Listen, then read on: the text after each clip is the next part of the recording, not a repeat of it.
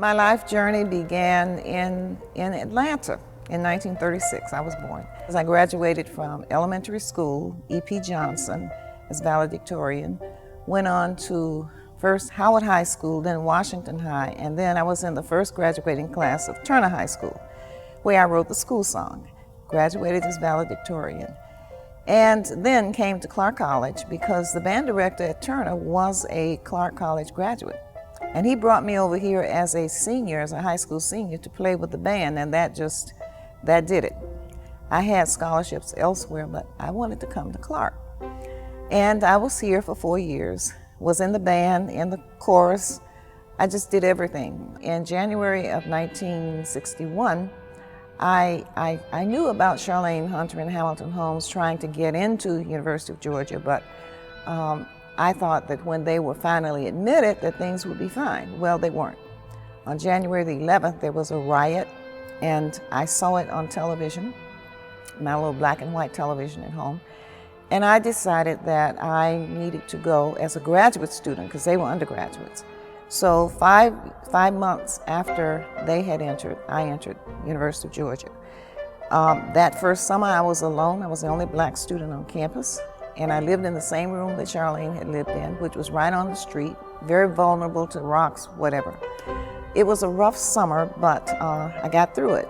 I then finished in the summer, at the end of the summer of '62, because I had advanced credits from the University of Michigan, and that's how I became the first black to receive a degree. After then, I continued my career, and I was Teacher of the Year twice, and I was eventually promoted. You know, they take good teachers and they give them promotional positions. I was promoted to Resource Teacher, which is like supervisor.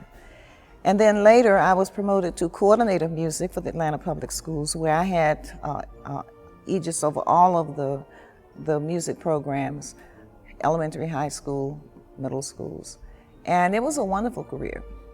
I was involved in a lot of other things nationally. I was the first black president, and to date, the only black president of Georgia Music Educators Association.